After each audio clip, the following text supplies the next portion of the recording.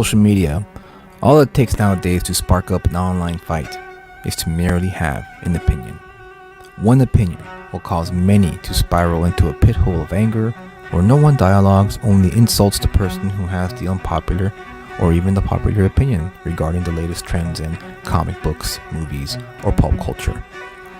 It makes sense given the circumstance. After all, acting tough behind the protective wall of the black mirror we all own and use on a daily basis makes it easy for anyone to jump right into a tirade of insults and threats. Again, just for having an opinion that they may disagree with. I decided to go against that notion. I've decided to start a video series where we discuss the hot topic issues within the comic book industry and pulp culture and provide you with another perspective. One of logic, reason, with just plain old dialogue between two people who have different opinions.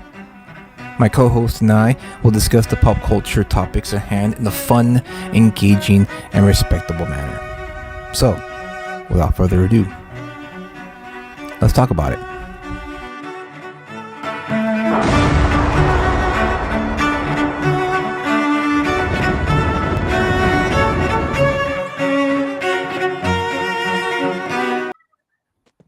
It was an ordinary night during an ordinary jog when Matt Guerra stepped into his destiny.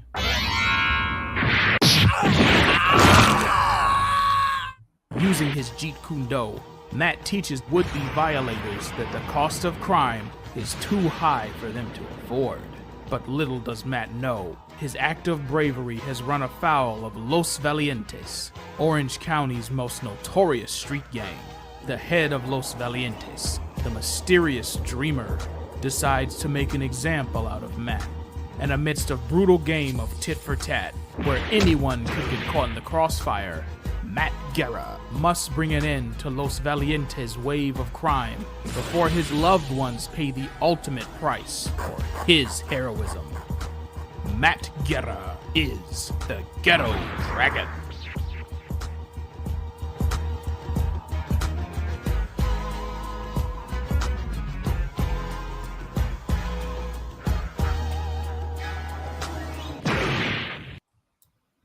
Hey, another Friday, another week has gone by. We're back to Let's Talk About It. Hope you guys had a great week out there. It's been wild. It's been a wild week for a lot of things in the world, especially in this country, and also for comic books too. A lot of big news in comic books. But today we're going to have a talk about a certain not an issue, but I guess the topic will be creator attitude. But before we get into that, Kyle, how was your week? What'd you pick up? All right. Well, hey, how's it going? You know, it's pretty good. Let's see. Bring your A game, fellas, because starting a new segment called "Is It Worth the Watch?" Time starts now. Well, you know, it's just Dionysius is just rubbing it out to men in dresses. The usual. What's up, Dionysius? What's up, man? How you been? How you doing? That's a very interesting way to spend but time. no, I mean, going back to what Freddie said, like he's 100% here. Like in the beginning, right? In the beginning of live streaming, when COVID was happening, shutdown was happening, it was easy to just go on the live stream and just hang out and chat. It was cool. But now the competition is fierce. Now it's like, what do you have to offer, right, to keep your attention? So it's fair, dude. It's fair, Freddie. He says, I hope you guys are good. Tied off with the lady for the first time in over a year. Wow. Nice. Wow, we are doing well, Dionysius. Thank you. I hope you were doing well as well. But yeah, go on what you were saying. In terms of what I got this week, you can find most of this stuff on my Instagram, but I just wanted to point out some cool stuff that I got. I picked up these cool 90, or I think it was the 80s or 90s, I think 90s reprints of weird fantasy EC books. Nice. I just love the way these look. These just look like classic, you know, sci-fi, you know, cool giant monster that's weird. I'm also a big fan of, you know, Twilight Zone. And so, you know, these types, these types of books, weird science, remind me of those. So Yeah. I can't wait to read them. Yeah, EC books were fantastic, man. Like you talk about like having no imaginatory or imaginative boundaries. Like this was just Right. like let's just do this. Who cares what they look like? You are the artist, so you interpret what you think looks the best or looks the most unique. And EC has some pretty great artists, man, working under them when they were at their peak. Yeah.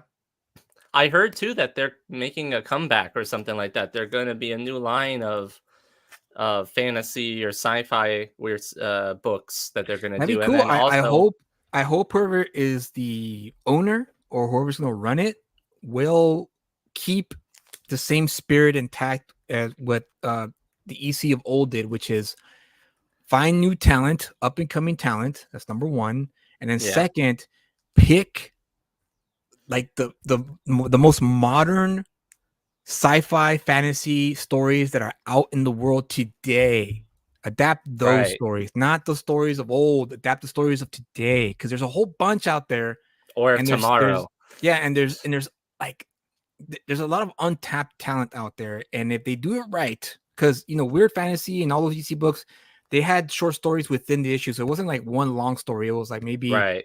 a 5-page, 6-page short story here, and another, so on and so forth. It depends on the size of the story, but they every single unique short story, they weren't all gold, right? Let's just put it that Yeah. way. Some were silver, some were bronze, but most of them were gold because they always pick the right stories to publish in their books. And I think whoever's going to run this new EC should keep that spirit alive if they want to Right. be successful in the modern age.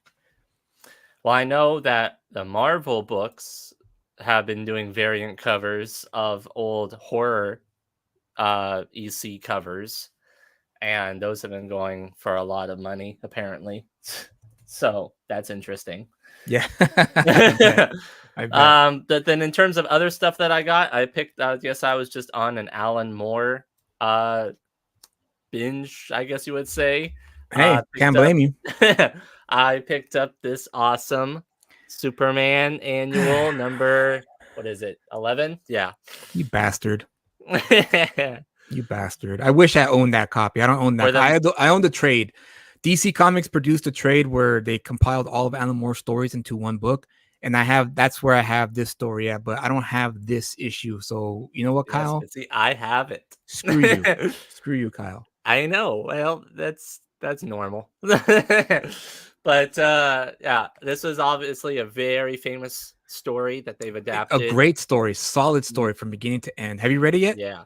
I have not read it yet, but I have watched like and because they've adapted it into like cartoons and stuff like Yeah, that. the Justice League And cartoon. right, so I've watched those, but I haven't read Oh the no, dude. actual issue. I mean, as good as that episode was in the series, obviously the issue itself is absolutely gold. Like you can't Right. compare it. Once you read it, you'll know what I'm talking about. So I'm looking forward to reading that. And then I also got the Superman, uh, whatever happened to the Man of Tomorrow. You bastard. Action Comics number You bastard. 583. Yeah, another classic from Alan Moore, Kurt Yeah. Swan, and I don't know who the inker was, but Kurt Schaffenberger. yeah, not the best, not the best inker over Swan's pencils. George Perez penciled the first issue, the one before this one.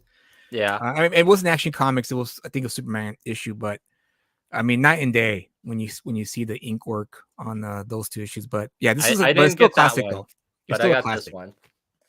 And then, of course, I had to get Green Lantern, this is a annual Tales of the Greenland Corps. This book is special in the fact that this one is is supposed to be a preview prophecy of what's going to happen in later issues. That then like the Blackest Night storyline Right, that right. then Jeff Johns and them used later down the line in the early 2000s. So this is very influential book, also written by Alan Moore. But yeah, so Alan Moore kick, I guess you would say, of all these issues. And I'm so glad that I got this one so I can rub it in your face because I got it. Screw you, Kyle. Screw you. That's all I have to say. But no, those are great pickups. I mean, I'm a proponent of young readers like yourself, and I'm not saying young like, you know, like you're young. I'm talking about like you just started reading comic books a year ago, a little over a year ago now. And I'm always a proponent of educating readers like you to pick up, you know, solid stuff that came out in the past, so that way you can have a nice developed palette of sorts. So you can compare and contrast the things that come out today and compare them to the things that came out in the past and see whether or not they live up to the same level. Because, you know, I could read like for instance The Authority, right? That was Right. produced in the early 2000s, and I can compare that to a book that came out in the 80s like Dark Knight Returns or Watchmen, and I still, I mean, it's not, I mean, not the same, Yeah. but it's close, you know, because the quality of the story, the quality of the writing, the art, when there's a perfect marriage of two artists who know what they're doing, then you make magic. You make, you know, what do you call it? Timeless classics that you Right. can pick up years later and still enjoy. And And people so say that Alan Moore is that type of person. Alan Moore is that type of person. Stan Lee's another one. Jack Kirby, Roy Thomas. I mean, the list goes on and on as to who, you know, provided the best of the best when it came to producing comic books. And so, hey, like I said, you picking up those books, as much as I hate the fact that you have those issues, and I wish I had them in my collection. I'm Yeah. honestly like, you know, it's great that you still are finding them and reading them and collecting them, because that's important. You need to know Yeah. your history if you want to know and understand what is good and what isn't good, right? So I think that's definitely something to take home. yeah, Is and good on yeah. you, good on you. Even though Alan Moore is a onery, you know, old man, you know, the homeless wizard, as we like to call him here, and we mean Homeless that with wizard. love. Um, uh, it rubbed a lot of fans the wrong way. A lot of people, he really polarized his fan base with a lot of the comments he said over the years, and that leads to tonight's topic, which is, does the creator attitude matter when you buy one of their books? And Alan Moore is one example, but there's other examples that are out there. I know John Byrne. He is the guy who took over Superman after the Crisis on Infinity Earth storyline, and DC Yeah. Comics reactivated their storylines and started afresh. And John Byrne was the guy they tapped to lead the way for the new generation of readers that they wanted to capture when they reactivated the DC universe. And as talented, John Byrne's another name, by the way, Yeah. that is, you know, up there with Alan Moore and Chris Claremont, and he's the guy that pretty much pushed the modern age of comics. What was his most notable thing that he did? Superman, Like, was Superman Fantastic Four. okay? He had a great Fantastic Four runs. He had a great X-Men run as well. Okay. He's the one that he's partly responsible for the Days of the Future Past, if I'm not mistaken. Oh, That he storyline. was. Yeah. Oh, okay. So Um yeah. yeah, he's done stuff that are timeless classics, and he's up there, like I said, but he's also had a reputation of being a very, very ornery man. Like a lot of modern comic book creators who grew up reading John Byrne and loved his work, a lot of them have shared the horror stories about how when they met him at a con, he was just absolutely just a terrible person. He was like one of those situations where you know, it's don't ever meet your heroes type of situation. Hmm. John Byrne To was notorious for that kind of stuff. to fans or to other creators? Apparently to both fans and other creators. Really? Yeah. Yeah. And one story I remember off the top of my head was Dave Johnson, who you know is a cover artist, and you just got a signature from the Right. Ontario Comic Con.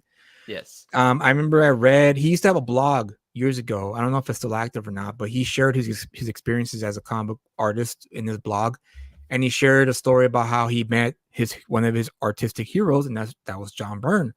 Hmm. And he had his portfolio, showed it to Mr. Byrne, And Mr. Byrne kind of just, like whatever, no reaction to the artwork, and he's like, "Oh, your stuff reminds me of Paul Galacci," and just handed back the portfolio, and that was the end of it. And it was just Wow. like, "Oh wow, okay, is all you have to say about it?"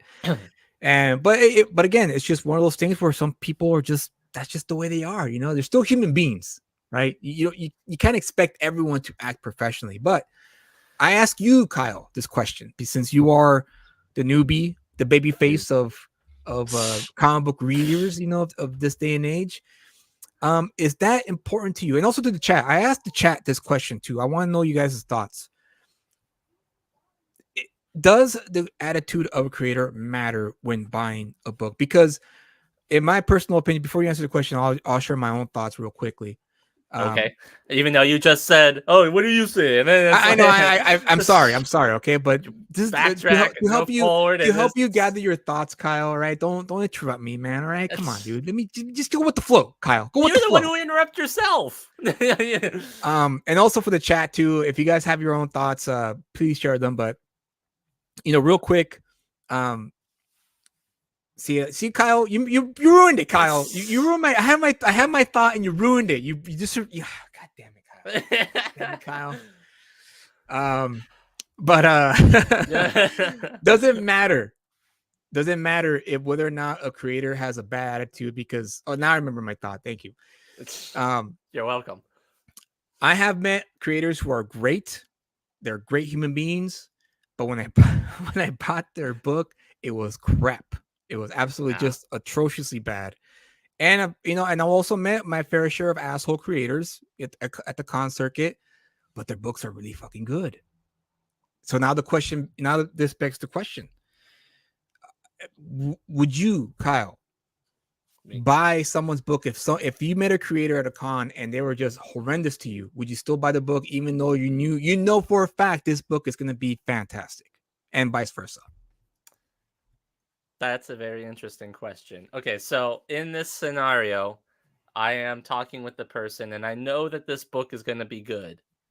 But when I get to talking with them and through their conversation, I find out that they're terrible or they're very ornery or whatever. Would I still buy it? Now that I would probably that's tough though. I know, isn't it?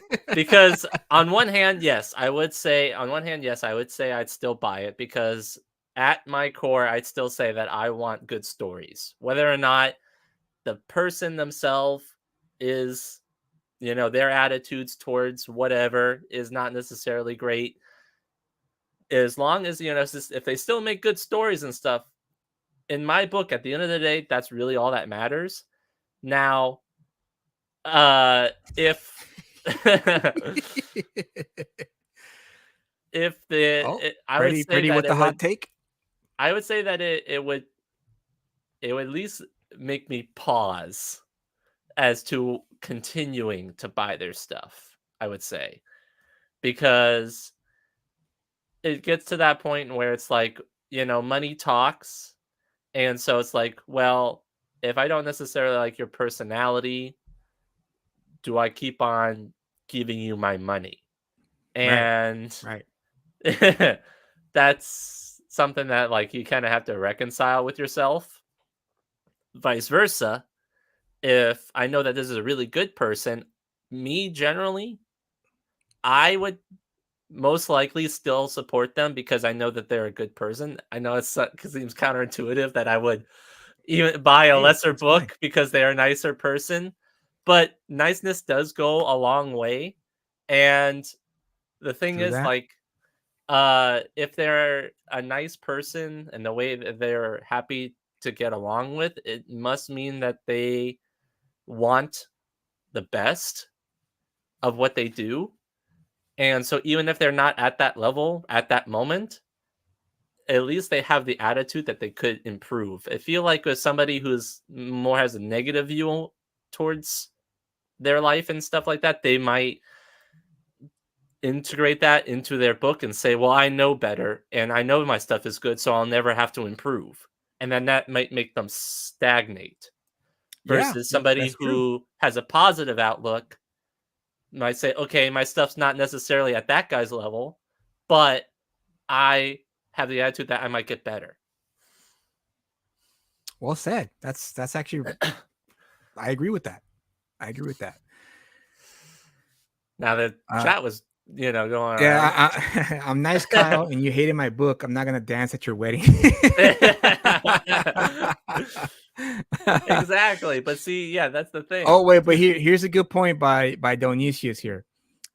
Responding to Freddie's comment earlier, which is right, but things are different from the old days where they don't post incessantly on social media. That can turn me off. Now that's a good point. Yeah, that's a good point there, because that's how I feel sometimes too. Where, I've come across my biggest, I guess, wake up call was back in 2015, right when Trump was. I know I'm not gonna get political, guys, so we're not don't freak political out. here. Okay. But Trump was running for president, and this is the time when I saw everyone's true colors. And I'm talking about creators that I personally liked and support and enjoyed their works. And the fact that a lot of these creators who I thought were, growing up liberal, right? You're taught you're supposed to live and let live, right? I have my beliefs, you have yours, you go over there and you do your thing, I'll go over here and I do my thing, right? That's the thing. I don't agree with what you believe is true, but that's okay, because I'm going to do what I'm going to do over here. And we're both can coexist peacefully. So the fact that I saw all these creators that I personally liked go unhinged on a lot of these readers, right? Readers who, again, their own person, they have their own beliefs, they have their own ideologies, and for me to see them pretty much call them things like, excuse my language, dipshits, right? Retards, excuse me, right? On that, but just insult after insult after insult, as opposed to just going, well, it's fine, that's your belief, have a good day. That to me, that does turn me off. That goes, well, dude, what? Like, I'm not gonna keep supporting you if you're gonna disparage a whole group of people just because they don't align with your political beliefs. And that goes for both ways, right? On the right and the left. So for me, it's a matter of principle. For me, it's just a matter of, that's it, principle, because that's centered, moderate, rational, right? And I'm not gonna agree with everybody, but the fact that you go out of your way to insult a group of people just because of that to me is a turn off. That's for me. It's like, you know what? I'm not gonna keep financially supporting your work because because I know you're gonna use your sway, right, to propagate bullshit. Right. And again, it goes both ways, on the right and the left. So for me, it's like, even if the stuff that they're doing is like top notch, even if their stuff is top notch, I'd rather stay away from it. But see, for me, I do it silently. I don't, I'm not gonna support this guy no more. I'm closing my wallet to this guy. No, I just quietly go, I'm not gonna buy any more of his stuff. But I don't go into that person's timeline and disparage him, right? I don't go into that person's timeline and say, well, you realize that you're being stupid right now, right? Right. But I just go, you know what? Let him have his opinion, because in social media, Kyle, as I'm pretty sure you know, everybody is right and nobody is wrong. Exactly. So it's one of those things. Everybody has the same thought. Everybody has the same thought. I'm right and you're wrong. Every single person has that thought. Yeah, exactly. And I see it too. I see it all the time. Everyone, whenever anything comes about, be it a political story that breaks, right, or an announcement of a new movie that's going to race bait and change everything around, they all come out of the woodwork. And again, everyone is right and nobody is wrong. And it's just tiresome. It's just like, oh God, like, why can't people just, just do it silently? I just don't understand. But whatever. Kyle looks like he might go unhinged anytime. Is that true, Kyle? You're gonna give me a piece of your mind?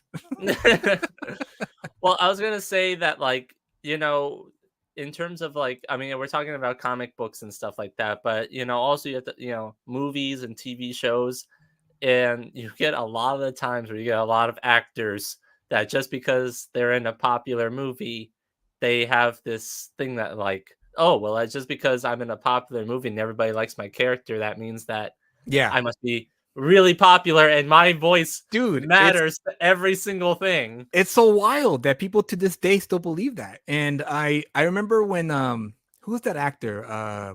Bradley Cooper, Oh when he yeah. played that American Sniper, that movie American Sniper, remember that? Hmm.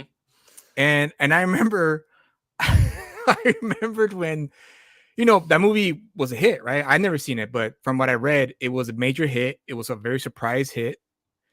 And it was about this sniper, right? This I guess this military hero. And Bradley Cooper got, I think, nominated for like best actor for that part or whatever. And then he showed up at the DNC, and the right wing lost their mind. It was like, I can't believe this guy went to this DNC after he played this character. It's like, dude, he's an actor. That's Right. what he's supposed to do. He got paid to act out a character. Yeah. And it doesn't have to align. I mean, well, whatever. I don't want to get into a tirade here, but it's just for But me. It's like, for me, for me, it's with Mark Hamill. It's like I love Mark Hamill as the Luke and Joker right, and right, his voice acting and everything that he's done. The actor, person himself, some of his topics and some of his ideas, I'm not totally, agreeing with. right, right, And so it's like I can at least respect him for what he's done as, as an actor or voice actor, right. but his, personal life, that's a whole nother Well, story. that's his business. Honestly, Right.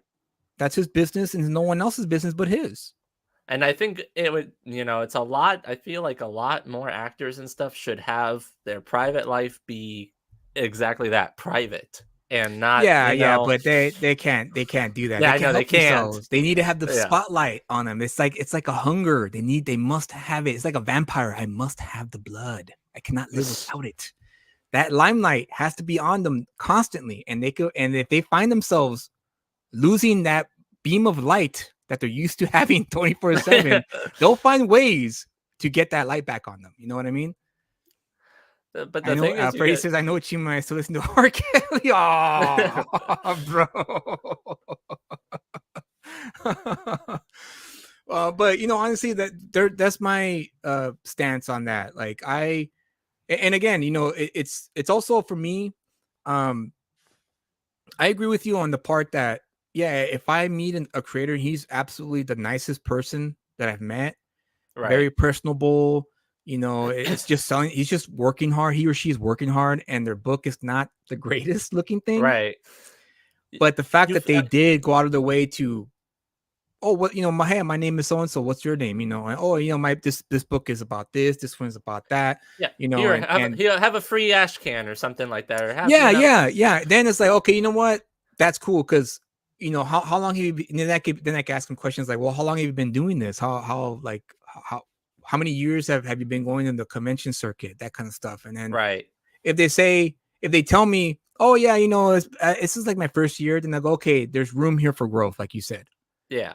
It's like, okay, then you're serious about this because you got a table here and you put your work out here. You're taking the risk of pretty much exposing yourself, right? You're pretty much what's the word I'm looking for? Not exposed. Yeah, exposed. Yeah, Exposed. exposing your Your quality of work, right? And it may not be the best, but at least you put it out there. You put it together, you printed it, and now you're selling it to me. Not just to me, but to the public. And but on the flip side, if they tell me, oh yeah, I've been on the circuit for about 10 years and it still looks like that, then maybe I'll buy it for support, but I'm not gonna keep buying your stuff because like anything else, right? It's human nature. When you do something over and over again, you're supposed to get good at it. You're supposed to get better at it as time goes on. And if you don't do it, if you don't show any improvement, then sorry, dude, you're not gonna get my support. Yeah, because a it's nice, something like you so said. the niceness only works to a certain It point. goes only so far with me. I can't speak for everyone but myself, so it only goes far with me. So if they tell me, "Oh yeah, about 10 years," and you're still producing subpar work, it's like, well, dude, what's going on here? Are you surrounding yourself with a bunch of yes people, right? People who are your friends and family are telling you you're doing great, but in reality, you're not.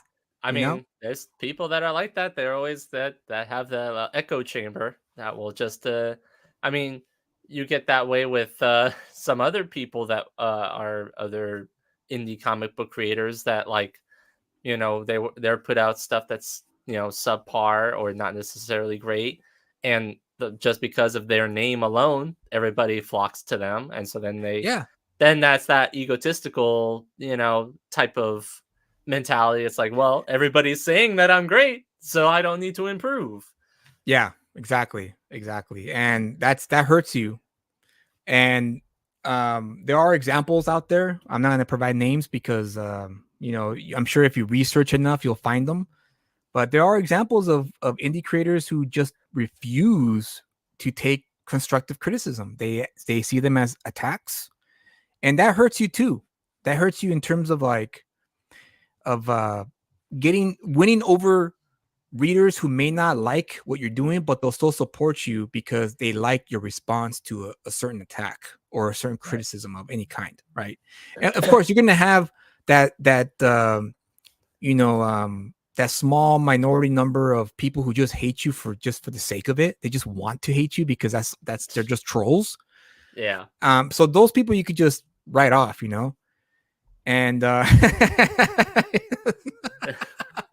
yes, Freddie, Eric de Julio.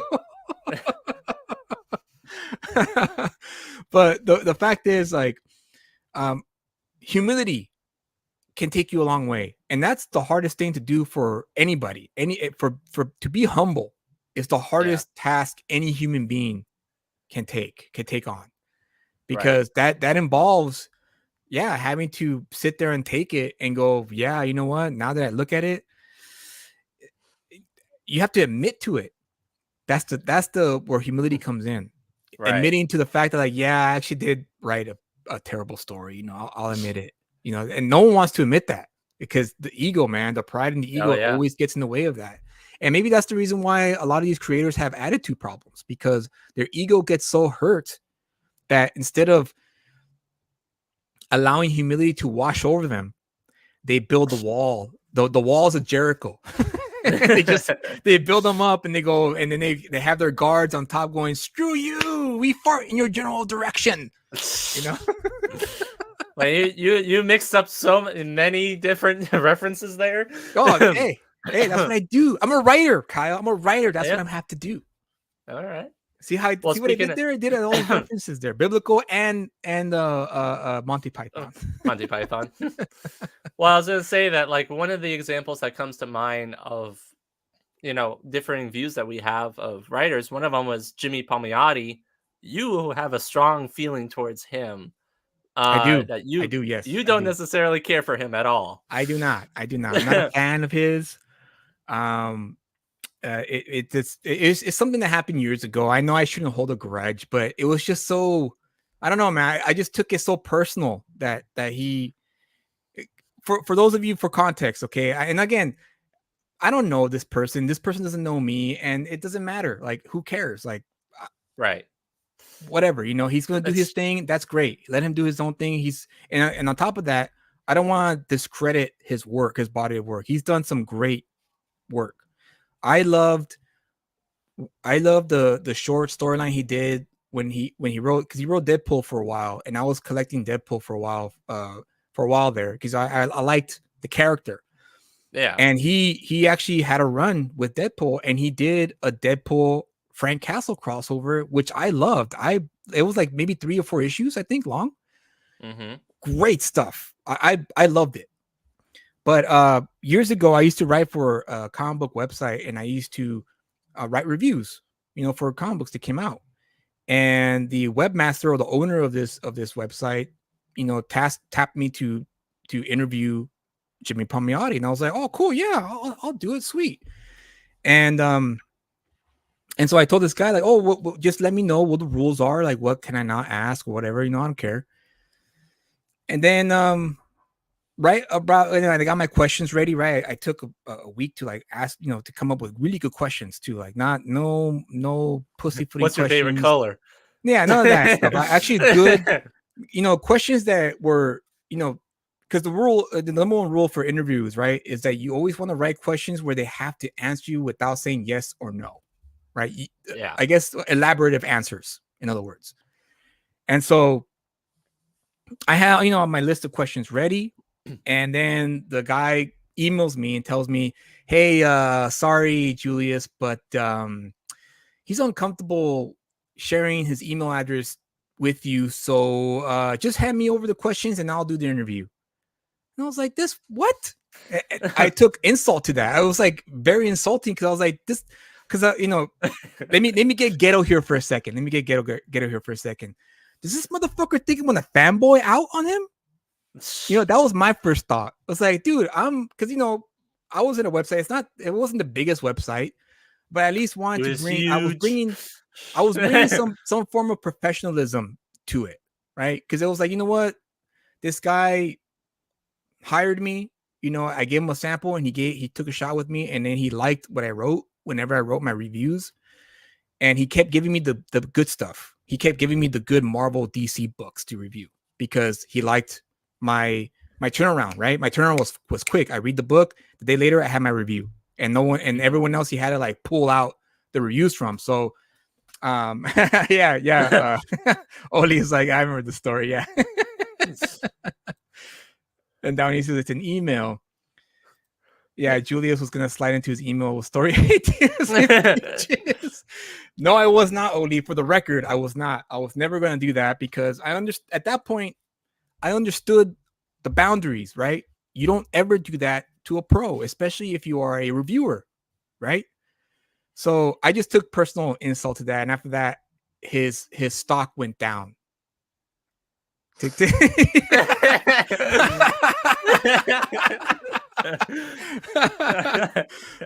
but to be fair,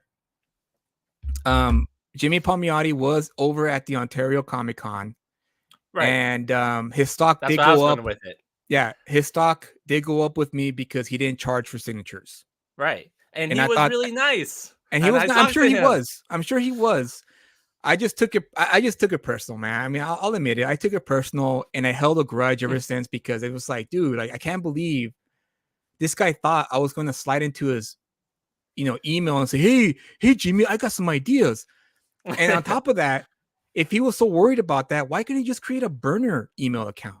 Right, it's not that hard to make email. I know. That's why I was like, so that's why I took it personal, because I was like, dude, you could have just created a burner account, and you would have been fine. You would have been okay. But yeah, What, dude? I was going to single olive skin mail. What? I don't even know what that means, Dionysius. I don't know I don't think you should look it up. I think I might have to look it up. Yeah. Oh my gosh, dude. But yeah, it's like what you were saying though. It's like you for the longest time were telling me how much how much you don't like him, but then I go and meet him, and he's great and stuff like that. And so it's just very dependent. I guess I guess you would say it's just very situational. I guess you would say. Oh, the movie Single White Female. I see. Okay, I never seen that movie. I know of it, but I never seen it, so I didn't get the reference. But no, yeah. Going back to your point, yeah, you're right. That actually did level up his stock with me, because like, oh, that's cool, because that's old school, right? For me, that's Yeah. old school. Going to a con, meeting your favorite creator, and they just sign your books for free, because Yeah. you bought their books. You're supporting them. You're actually supporting them and giving them not only a livelihood but a career. Because just like anything else, right? You know, commercially viable, right? If you have commercially viable books, you're always going to have a long career. It goes in any industry, like we talked about in the last stream. And it's specifically comic books. Comic book, having a reader base is do or die in this industry. If you don't have a large reader base, you're not going to survive very long in this industry. Talk about dying. You see all the comic book shops that are closing all Yeah, over the country. and that's because not because the numbers have gone down. Numbers have gone down because the quality of stories have gone down. Not so much the quality of the books, right? Because I go to the, I mean, this past Wednesday, we went to the comic shop. We met up there, Yeah. and I was looking at the wall, and every single book on there was top quality in terms of paper, in terms of art. Yeah. But story wise, not so much. Not so much. I know, and like in some of them, it's like, yeah, they started off good, and then they drop off, and They then it's always like, drop off. They always do drop I off. keep on doing it, or do I just, just if they're gonna drop off, why should I keep on coming back on if they're just gonna keep on dropping off after every five, Yeah. issues? By the way, have you read the what's it called? Blood Seven? No, Blood Squad Uh, 7? Blood It was Squad called. 7. I have not read that one yet. It's pretty good, man. It's good. Well, It's it's pretty Image. good. It's pretty. It kind of So, has the authority flavor to it. feel. Okay. Yeah, yeah. It takes place in modern times. It's very contemporary, but it involves superheroes. I only got to like a third of it because I've been kind of reading on and off of it. But when I start reading it, I'm like engaged. I Okay. want to know what's happening next. So it's pretty good. It's pretty good from what I've read. It's a lot of the things though, it's like of the books that I'm like actually really excited to go and pick up are a lot of like Image or, IDW, not necessarily the big two Marvel or DC books. Even though I like, Green Lantern, I think the current Green Lantern run is okay. It's not necessarily blowing me away, but it's not Right, necessarily losing my interest either.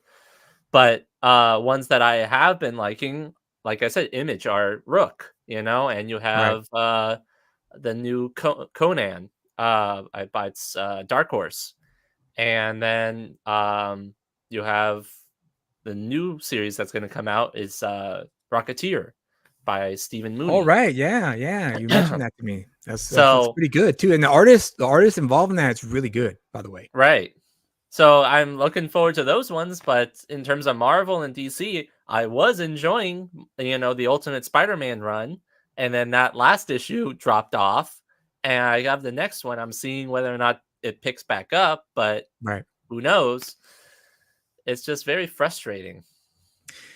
That's a good word right there. Frustrating. That's the key word there for the modern comic book, especially for Marvel and DC, is that you don't have consistent, solid stories being told month to month.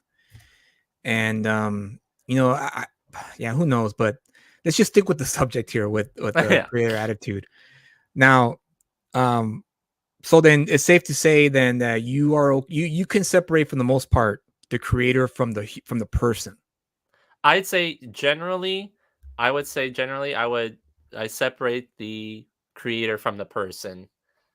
Well, whether or not it, it if their stuff is not necessarily great, but they're a nice person, I'll generally probably help them and buy more stuff from them.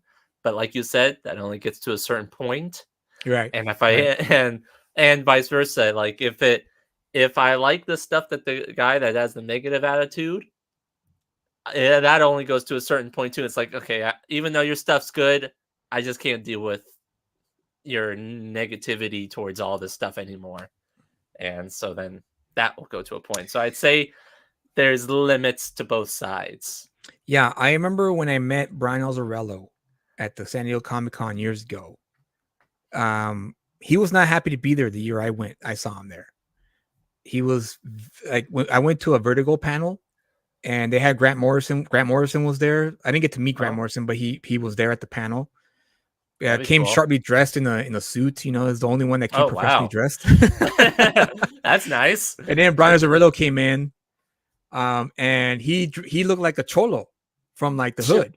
He had the long khaki, shorts with the tube socks to his knees, hat, the long white shirt. I mean, he did not give a fuck, and I like that. When he came in, I was like, okay, this guy's speaking my language right here. This guy, this is why I like his stuff, because he just came in here and he was Not not caring. he was not happy to be there. He hated that. He hated being at that panel. And he did get mad at the crowd because they announced that Keanu Reeves was cast as Constantine when the movie was first going to come out. Right. And everyone had a collective groan when they announced that it was Keanu Reeves. And he just went off on everybody. He was like, I can't believe you guys. You guys always complain about everything. You guys, if you guys like the book, buy the book. Here's the book. Buy the book. And he like slammed it down on the table. Wow. And me and my friend, we were sitting right in the front row, and he and I started laughing. We were like, we're just cracking up. And he were you the only ones? Yeah, we were the only ones laughing because we thought it was funny. We were like, dude, this guy just went off on these people, right?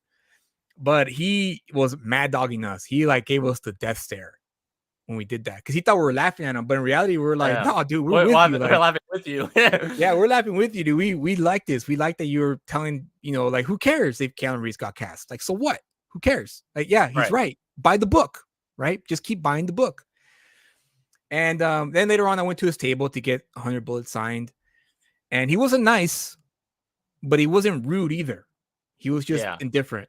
And that I could tolerate that. Because I go, okay, I could tell he's not happy. Something must have happened, right? Who knows? Maybe his hotel got booked wrong. Who knows? Who knows, dude? Who knows what happened? So he's just having a bad day. Yeah, maybe he's just having a bad day, right? But again, he wasn't rude, but he wasn't nice either. He was just indifferent. Well, that seems like he's more professional than anything else. That's the key right there, Kyle. He was being professional at least. He signed my book. He was like, thank you, and then that was it. He just moved on to the next person. He didn't want to talk to anybody, but he wasn't rude to anybody either. Right. I'm sure he was to people who did who did say anything to him, but that was it. Oliver says that it's 50-50 with me, but honestly, I don't care for your opinion. Just give me them books. Right. There you go. And I think that's the thing. It's like at this point, it really doesn't matter what your attitude is. We just want some good stories. And so, it's like, get some good stories so we can have some people come in and get new readers that enjoy this. Because otherwise, it's like me, when, like you said, I'm just going to go back to older stuff. And it's like, that's not really, that brings us into the comic books, but like, then you're only collecting back issue stuff. You're not collecting any new stuff. Dude, we went to the shop on Wednesday, right? I didn't buy any new books. I bought old 80s books. Conan and some Captain America drawn by Mike Zeck, because I like Mike Zeck's work. If you guys don't know who Mike Zeck is, look him up. He's fantastic. Another brilliant artist that I think doesn't get enough credit like he should. But that's because nothing on the wall hooked me in terms of covers. Everything is just a bland pose as a cover. And when I look at these old 80s, comic book issues that I purchased on Wednesday, all the covers were, something was happening. It was in the middle of an action. Yeah. And that's what gets me like, this is what they should still be doing. Maybe obviously not copy and paste what they did in the 80s. Right. But at least come up with something that's exciting for the new readers like yourself, or maybe someone who's just walking into the shop for the first time, just wanting to check it out. Like, give them something to be like, what's this? This looks pretty cool. But all of them, I would say 90% of them were poses. Yeah. And it's like, what's so exciting about this? That's just the thing that they do now. And then going back, not going back, but sticking with the theme of the show. And then when you bring it up to an editor or the artist or the publisher, they get mad at you. Yeah. They get mad at you and they tell you, don't buy the book. Yeah. And it's like, well, dude, okay. Okay, I'll listen to those words. I'll heed those words, but don't you want me to keep buying books, dude? Isn't that the whole point? This is why some people don't. Well, this is why the letters page back in the day, I don't know about now, but back in the day, the letters pages were sometimes the most fun to read. If you ever take a chance, if you ever have the time, Kyle, if you ever read any of those old books you've been picking up, Green Lantern and those 80s books, take the time to read the letters pages. And you'll see firsthand how, for the most part, you have people who wrote, very good letters like, oh, we love this, keep it going, this is great. But Yeah. sometimes they did publish those letters where like, oh man, what happened here, man? Like, you guys used to do so much good stuff. And the editor or whoever was in charge of answering letters would always answer professionally and would always say something to the likes of, we took into account, we'll keep it, we'll take your word into account We'll keep and that in see. mind. Yeah, we'll keep that in mind. And that was the art of keeping fans happy. Obviously, you don't want to do everything the readers want you to do, right? Because readers don't know what they want for the most part. They just think they do, but they really don't. Right. So a good professional editor with a good attitude, right? An attitude, professional attitude, can take your negative letter or your negative comment or your tweet or your post, whatever, or even a YouTube video, a review video, is it worth the pickup? And say and kind of like, okay, we've seen that the majority of readers like what we're doing, but there's only a few, so you know what, let's just keep it going. Or it could go the other way around, which is, well, you know what, we've been noticing that a lot of readers don't like the direction we've taken. Yeah. So instead of doing a cold, a cold turkey approach of like, okay, let's just switch it, let's slowly steer the ship to that. So that way we keep, but the thing is, though, most people happy. With modern books now, they're only putting out they're only putting out like 6 issues per story. So you can't do a slow turn if there's only when you're going to writing be like no, of course. slow turn. Well, Oh, it's over. you know what, I guess I'm looking into the perspective of when during the days when they had long runs. Oh, did I lose you, Kyle? You're stuck.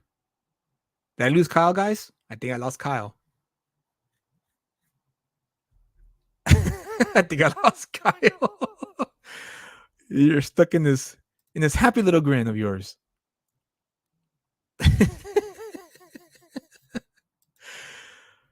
Kyle, if you can hear me, just step out. You never had Kyle. Hold on. I lost Kyle.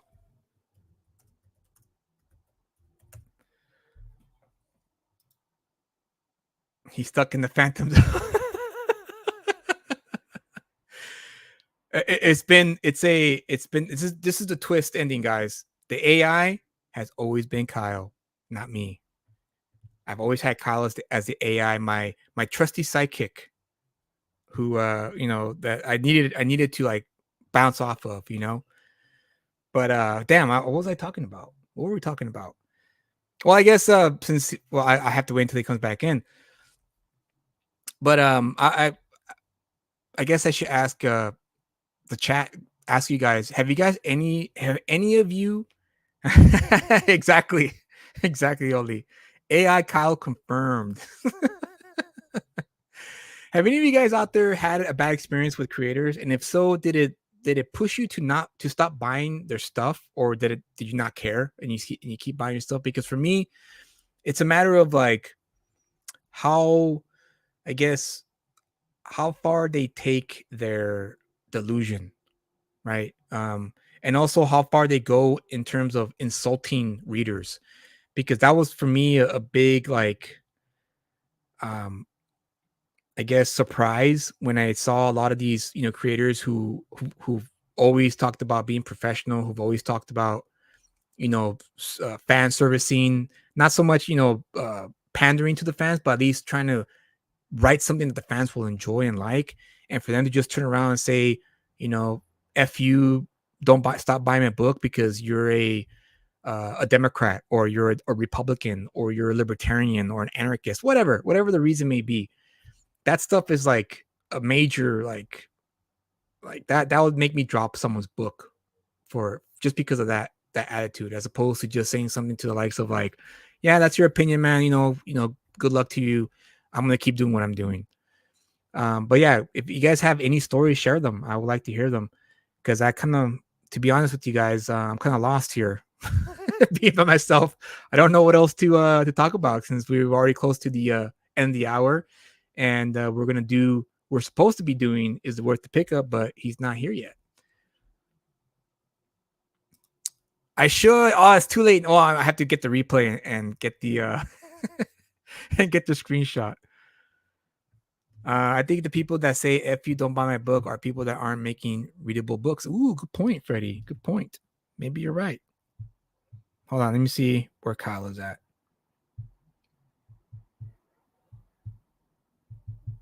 He's not coming. He's not coming back yet.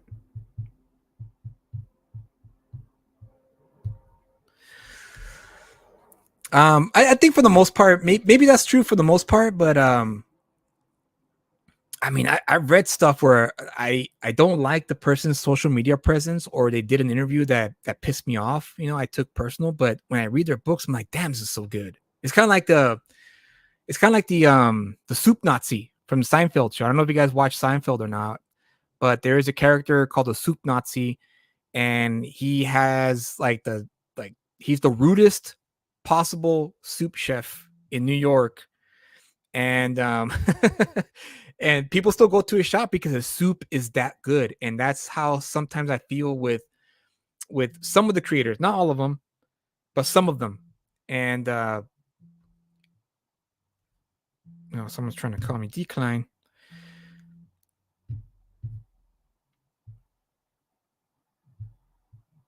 Oh, Kyle is rebooting his Kyle is rebooting his computer, guys, so he might not be on for a while. Oli says, honestly, I tend not to meet my heroes. I don't to have a bad experience. I rather enjoy their work from afar and not know the political religious. Hey, that's fair. That's fair. But Twitter ruined that for me. I think it ruined it for a lot of us, Oli. But honestly, to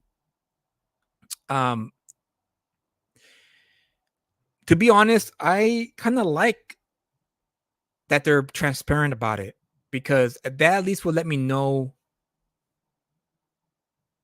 what not to talk about with them if I ever do meet them. Because I'm a believer that everyone has a right to share their opinion, right? We live in a country where you can speak your mind, and God be with you.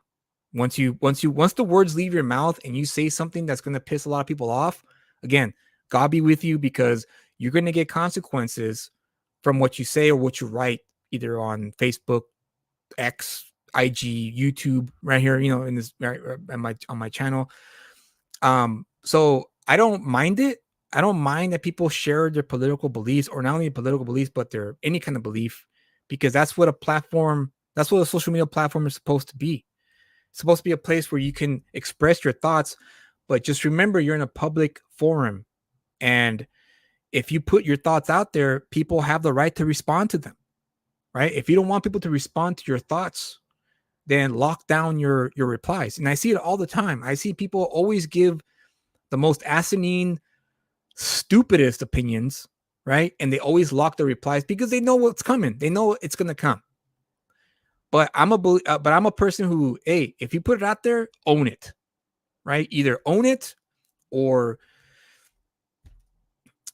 discuss it with people. That's the key, is discussing with people who don't agree with you, because a lot of the times you do learn a lot. And that's why I'm not opposed to people speaking their minds, even though they could say the craziest thing that they could possibly think of, right? And I've seen it firsthand. I've seen a lot of people who I like, who I respect, acquaintances of mine, say some things that are like, dude, what are you thinking? But at the same time, I'm like, well, you know what, dude? You have every right. You're your own person, right? You're an adult. I can't dictate to you what you can or cannot say. And those people who try to shut you down, try to silence you, try to cancel you, quote unquote, or try to get you to shut up, those people are not free thinkers. They're not critical thinkers to me. They're people who just don't like to hear other opinions because it challenges their own belief system. And I'm guilty of it too. I used to be like that back in the day, but now as an adult, as an older adult, a more mature adult, I've learned to just accept people for who they are. And if they believe what they believe, then I can't do anything about it unless they're willing to have a conversation with me about it. And I still follow a few people who I don't agree with politically at all. Like, we're diametrically opposed, but they do great work in the comic book field. And as long as they don't break any laws, as long as they don't harm anybody, like physically harm anybody or try to get them canceled, then I'm still fine with following them and supporting them. But the moment I find out they're like part of a canceling crusade, then I can't support that. I can't support that at all, because Freddie says that let's listen to "Not Like Us" by Kendrick Lamar till Kyle comes back. Kendrick, remove copyright strike on the song.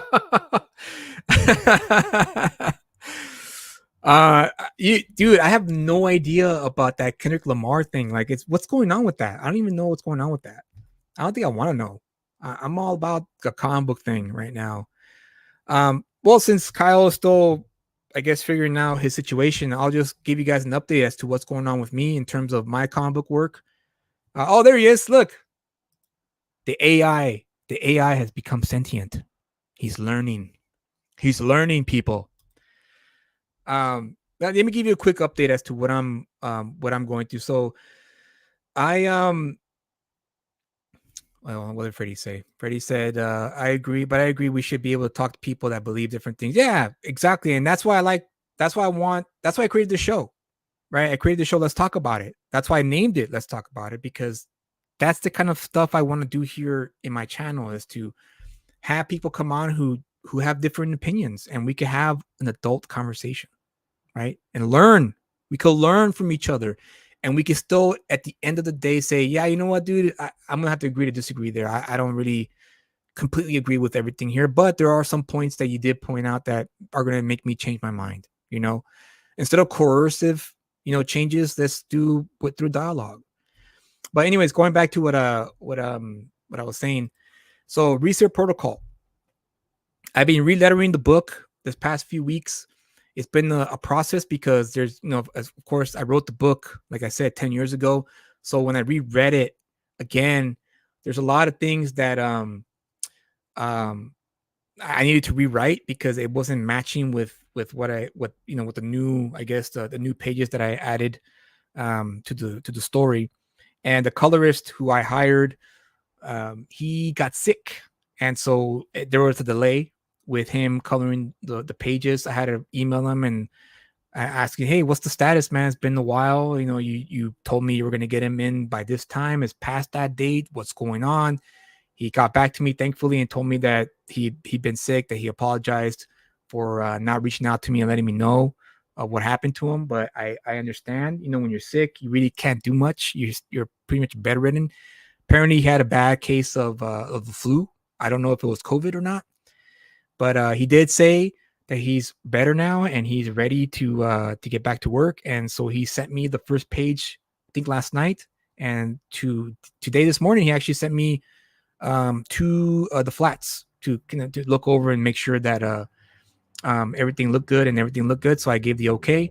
So we're finally getting that moving, and I'm almost done relettering the book as well. So once he's done with the pages, I just have to copy and paste the word balloons to the new pages, and off to the printers we go.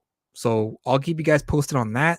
I'll make sure again to check me out on X or on IG, and I'll give updates there or here on the channel as well. Vigilant Fury. Anthony Gambino has 5 pages left to redo, and then we're done, like completely done, which is exciting because I've been wanting to get this book out to you guys as fast as I can, as we could, I mean.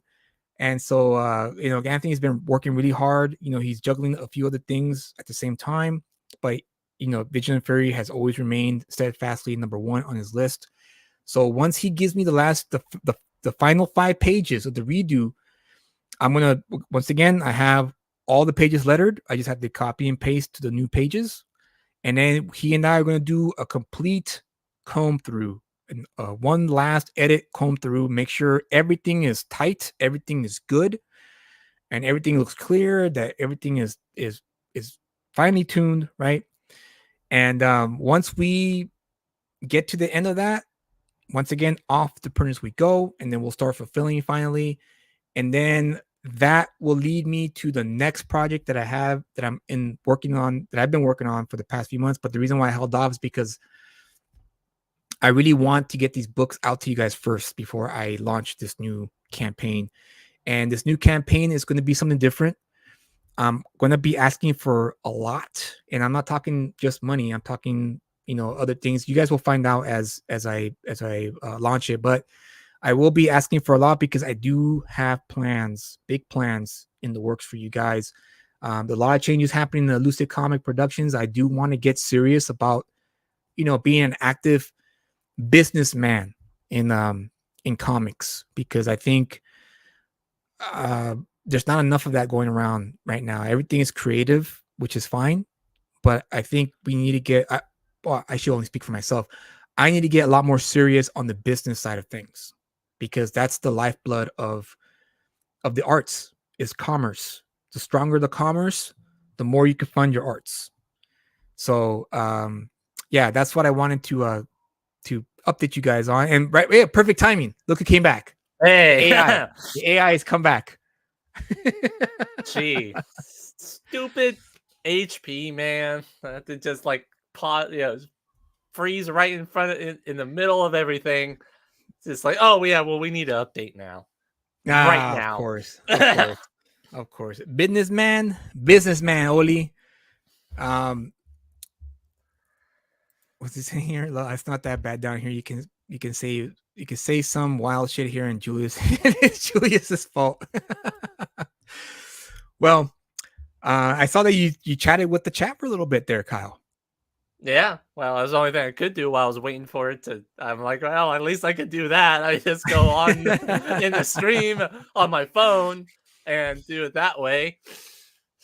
So yeah, so now that you came back, I think it's safe to presume that it's time for.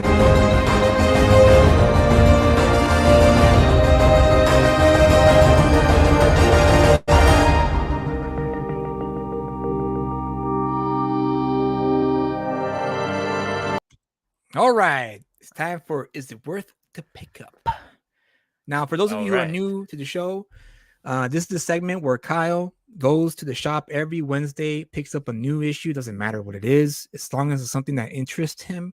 He picks it up, reads it, and decides whether or not it's worth to, stay on with the book or drop it. So, Kyle, the floor is yours. Go ahead. Well, so this is a continuation from last week, in which we reviewed the image book of the Ghost Machine title named Geiger #1. And last week, if you go watch our video and you watch the review, you'll find that issue 1 was not that great. Well, and also not worth the pickup either. And Remember not that. worth the pickup. And so you had tasked me to specifically go and read issue #2 and see if it picked up. Yep. And yeah. Oh no. Oh no. I mean, oh no. yes, but I don't know. Anyway, so we'll get into it here. Geiger, issue #2, written by Jeff Johns, drawn by Gary Frank. Again, art great, fantastic. This issue, just plain and simple, is just generic. It's I'm not saying it's bad necessarily, right, but it's just Kyle, very. I'm sorry I have to do this, but keep on talking. I have to step away for just a second. Okay. But go on with your review. Now you're the one that's the bot that's leaving. So basically, yeah, it's average. It's not necessarily, it's very paint by numbers. The whole story is just like any other story that you see in a Western or any other type of like a Western, where it's, the man comes into town and the town has a problem because of a bandit or something, and the town says, okay, stranger, you'll go and do this, for us, take care of this bandit, and then we'll give you what you're looking for, and then you'll be on your way. And that's it. Now, I'm not saying that that's necessarily a bad story. I'm just saying It happens a lot, and it's not necessarily anything different here. Um, Basically, the story starts off with them looking for food, and they come across some wild boars. And I guess they find out that these ones aren't as radioactive as other plant or animal life that are here. But I guess because Mr. Geiger, has uh, a soft spot for family, and this boar has a family, they decide to only kill the husband or the father bear boar instead of all of the children. So there's that. And then yeah, so they cook it. He goes and then they start reminiscing. It does sound like a bad story. And you know what? That's a shame too, because this is Jeff Johns. This is like the creme de la creme of comic books here. Jeff Right. Johns and Gary Frank. Like these guys are heavy hitting comic book creators, and it's again, it's all subjective, right? I mean, you may Right. not think it's great, but there's other people who think it's fantastic, and that's fine. But the fact is, you, Kyle, are someone who kind of, yeah, you know what's good and what isn't good at this point. I mean, And to an extent, yeah, yeah. to an extent, yeah, because you have the knowledge of the old books, that you've read and be like, wow, this is fantastic. Kingdom Come is one example. Yeah. Marvel's Miracle Man. I mean, Watchmen, Dark Knight Returns. I mean, you read those books and oh yeah, this is like, Top wow, tier. top Yeah. tier, right? And so the fact that you have Jeff Johns and Gary Frank here, and they're not giving you an enthralling tale, it's a little disappointing. Yeah, I have to admit. And like I said, you can replace these characters with any other type of wanderer. Like you replace these characters with just Clint Eastwood, and it's just a western. It's exactly the same. Or there's nothing in this story besides him that he can become radioactive that makes it any different than anything else. And that's, you know, boring in my Mm, opinion. right, right, Now, right. like, I mean, here it is where it's like, okay, yeah, the townspeople, they don't like Mr. Knight because I guess in this universe, those knights, um, I guess were the police of the apocalypse, and they didn't necessarily treat people right, and so Ah, he's a okay. reformed knight that's trying to make up for it, and so and so that's the reason why they kind of hate him. Um, and they brush over that really fast. I'm like, okay, well, maybe you could have dived into that a little bit more. Now, granted, they might have in the other series, the beginning series. Right. Um, but they still could have done more with it here. I mean, they talk about, how, he's feeling, guilty about himself. And then right as, they're about to do some character development, then they have to like move along. And the explosion happens with the not V for Vendetta guy. I was about to say, dude. Okay. All right. um, what's he called? He's called something. He's called like the trickster or Yeah, I saw a the wanted poster earlier in masked raider. It's the really Masked original. Raider. Masked Raider. Ah, okay. A real original name there. See, that's what I mean. That's what I'm talking about. But I think, in my personal opinion, and again, nothing wrong with this either, because everyone has got to make a living somehow, right? Everyone's got to find the jackpot with whatever they decide to produce, be it a novel, graphic novel, a short movie, TV show, whatever. Um, I think Ghost Machine, this company, is a company that was made and put together to get comic books option for streaming services, Netflix, Yes. Hulu, whatever. And that's, again, It's nothing wrong with definitely that. That's a good business practice, but it takes away from the uniqueness of the comic book medium.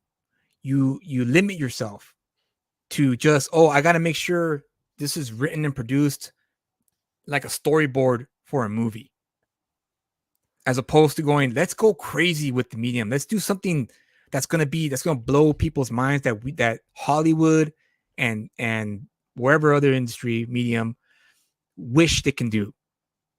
Yeah. And that's the sad part about this. I mean, when you but just go said on. What were you that, saying? when you just said that of how it's being made for TV, that's Yeah. about the best that I could describe this book. It's literally made. It reads like a 30-minute TV show episode.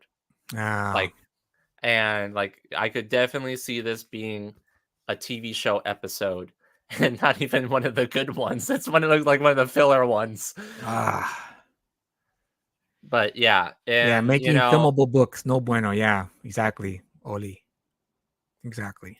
yeah. So I mean, they chase him on the train, and the bumbling uh, armor guy, is uncoordinated with his armor, and it's heavy because it weighs a lot. Um, that's this. See, I don't know what their dynamic is necessarily. Is he frustrated with him? Is he like just wanting him to come along because what he wants somebody to talk to? Like, I Mm, don't know what their dynamic is. That's why I thought it would have been better in the last issue where, when he was about to fall on his sword and he does, and Lisa's is like, hurt and stuff like that, and then continue that story of like, okay, well, that's the reason why they're coming into town is because he's wounded, and Geiger guy feels somewhat responsible for it because, this guy's putting faith into him in like a false prophet type hope. And at least then you'll have that type of dynamic. But here it's just like, yeah, I'm your number one fan.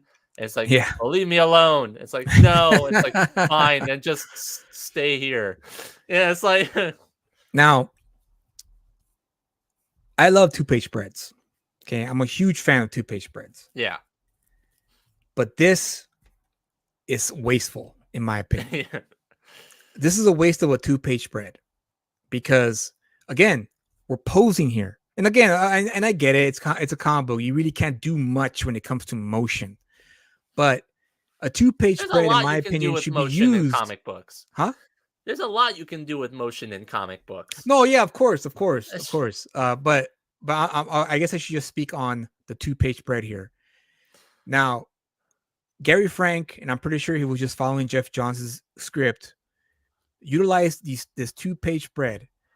But what's the purpose for it? Because a 2-page Right. spread is supposed to be a momentous occasion within the context of the issue or the story. Yeah. And what is this?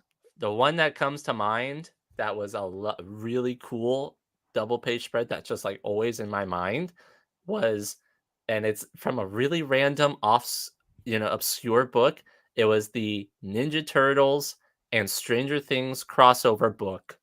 Right. And there was one issue where they like split off, and you had Leonardo and Michelangelo facing off against the Demogorgons, and they're working with the Stranger Things kids, and the Stranger Things kids mention that the Demogorgons hate fire. And Right. then the double page spread shows them lighting the nunchucks and the sword on fire and like slashing and hitting all the Demogorgons. That's a great example of that.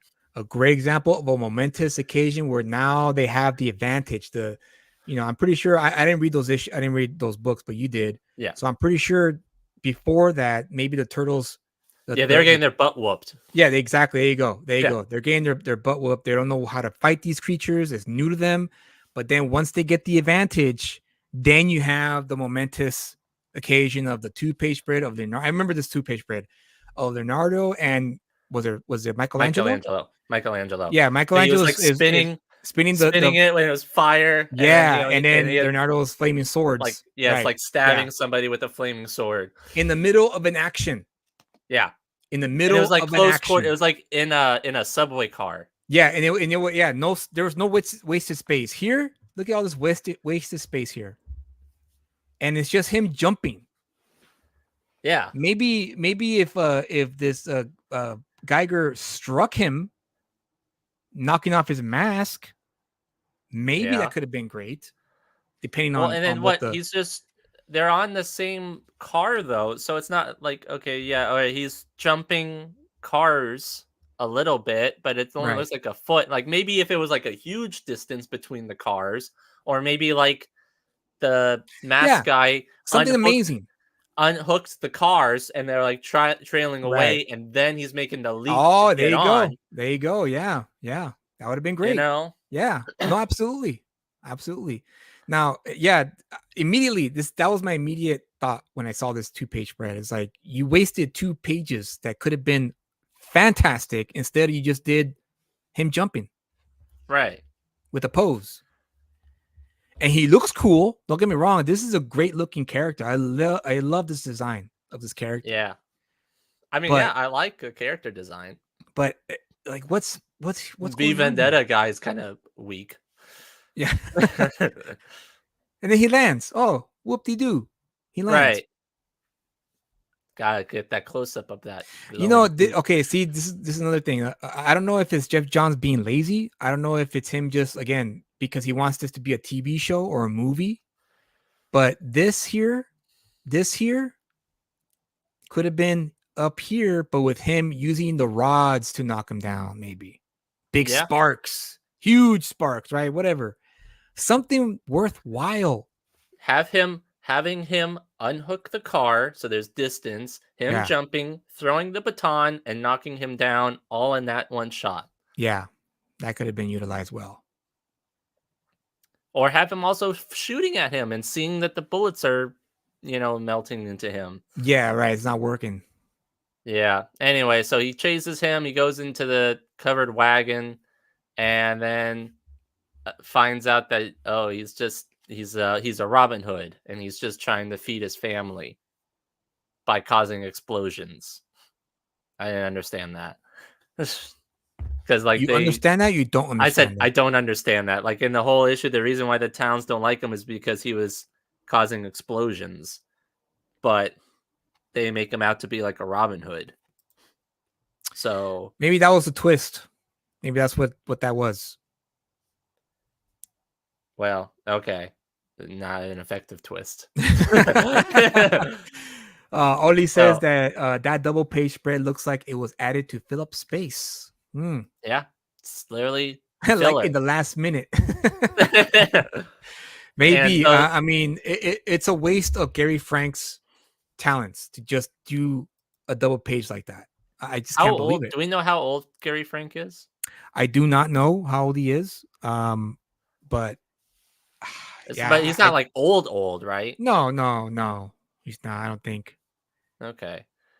But anyway, so yeah, then he just pretends that the guy is dead, and then the guy, the mayor gives him the information, and then Mayor gives. Oh, this is the Geiger. yeah, Oh here yeah, that okay, the okay. mayor gives Geiger the information that he needed, and then it ends with the guy packing him is like, oh well, I'm gonna change our ways and I'm gonna be a good person, and then I guess the villain of the story that we now have a face that looks like generic scientist guy. Yeah, it kind of looks like John Goodman there. Yeah. Maybe that's Jeff Johns' like little like, hey Hollywood, maybe if you cast John Goodman in this role, he'd be great. Yeah. And then he doesn't look threatening at all though. Like he's Well, I telling mean, you he's that. he's he's threatening the kid, so that's the he relied on the dialogue to Yeah. make him menacing. And I know, and and him And he does stalking the kill he guy. does kill the guy, he does kill the father in front of the kids. So Right. I know. It's like, yeah, it's evil, but like he doesn't look evil. maybe that was the point, Kyle. Maybe that was the point of this reveal. That Alright, I that guess. evil can look any it can look like your grandpa.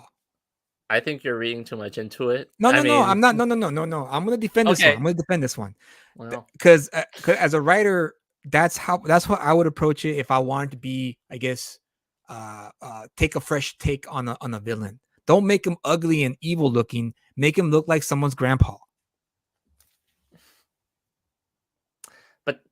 but you could have done that later too. You could have had him look evil, and then when Geiger does it, and he does the reveal of like, okay, he's just an old man in a whatever a suit or So something you like mean it. keep him masked until that moment? Yeah, So keep him masked, like have him do all this horrendous things because obviously he killed a guy in front of the kids and he yeah. threatens the kids. But It'd be so he like should I guess it'd be like a cliche Vader, where it's like, okay. yeah, he's And evil. then later on, after the big fight or the big showdown, reveal that he just looks like a he looks like a Yeah, grandpa, yeah. like a nice I looking don't grandpa. know. It's something. But would that have would that would have had the same effect? Well, this doesn't really have an effect to begin with for me, because Mm, I don't see this as like somebody that I should be worried about though. Like, okay, the only things that he's done, yeah, he killed a guy and he killed a dandelion, right. and Well, it's first he like killed the dad in line. Now because he's killed a person, but now he doesn't. He's threatening the kids here. right. But at this point, I kind of just want him fighting Geiger already. Hmm. you know, um, Well, I mean, this is a slow burn, Kyle. This is what a slow burn looks like. Freddie says Junkyard Joe. So Junkyard Joe apparently was a character that was part of the first Watch it. run. Okay, What should so it's I from the care? first run. Ah, I think he's not part of Geiger, I don't think. I think he's part of I think actually he's part of DC. So I what? don't know. I think so, yeah. DC Comics? No. DC. He's part of the because I remember him. That's why it was kind of confusing because he's part of the characters What? lineup with the Frankenstein and the Monsters Unknown type thing that and James Gunn's doing it. No. Yeah. It's No, something like dude. It's that. not DC. No. No, it's not. I'm telling you, man. It's not from DC Comics, dude. I know, but but if okay, maybe he's not, but there's a similar character that's like that in the monster universe thing I that see James Gunn's here doing. Image Comics Junkyard Joe #1 that was released in October of Right. 2022. Yeah. Hang It's on. not DC. Give me a second. I'm looking it up. You're wrong, Kyle. You're wrong. I'm seeing that right now. No, dude. Give me a second. You're wrong, dude. There's nothing here about James DC Gunn's Comics. DC Creature Commandos. And there's a guy that's let me see here. Uh where's all of the Frankenstein's monster, I think Freddy has it on the money here. Sergeant Rock? Yeah. That's DC. Is that what his character's name is? It's basically the same character. Let's see. Yeah, sorry, it's Sergeant Rock. Is that what it's That's it. called? That's a DC character. Okay. Well, it's basically it seems like that. I thought it was the same character. No way, dude. No way. No way it would have been the same Okay, character. come on. How can you get Sergeant Rock wrong with Junkyard Joe? Maybe it's an archetype. Maybe it's the same archetype, but it's not the same character. Hang on. Let's see. There's Damn it, Kyle. Why are you yeah. checking? Why are you doubting me? I'm not doubting you, but and then there's also Captain Phosphorus. That's very Okay, similar looking. that doesn't sound like Junkyard Joe. No, but the Captain Phosphorus that's a lot like Geiger. Okay. And so you're telling me that this guy in that picture right there does not look like a Junkyard Joe. No. Look up a picture of Junkyard Joe. All right, I'll do that. Look side by side.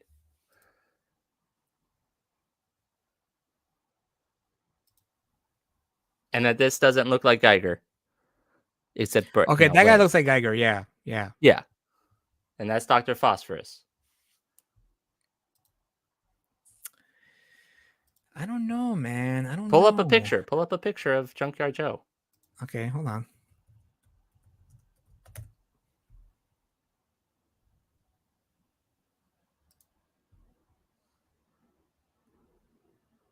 Here we go. Okay. Oh, now you see what I'm saying. Yeah. Come on.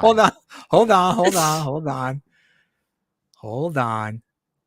Hold your horses. All right. What do you guys think in the chat? Let's see. Is Kyle wrong? I think he's wrong. I am not wrong. You are wrong. Everybody's wrong. I'm only right. There you go. Let me see. Let me pull up a better picture. There he is.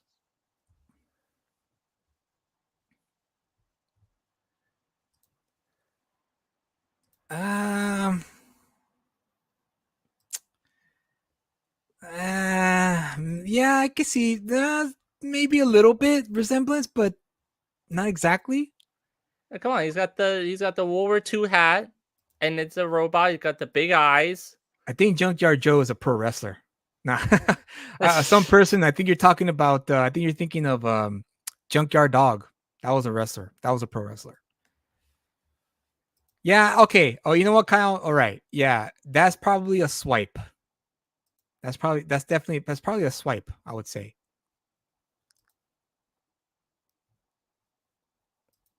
Okay. All right. You know? All right.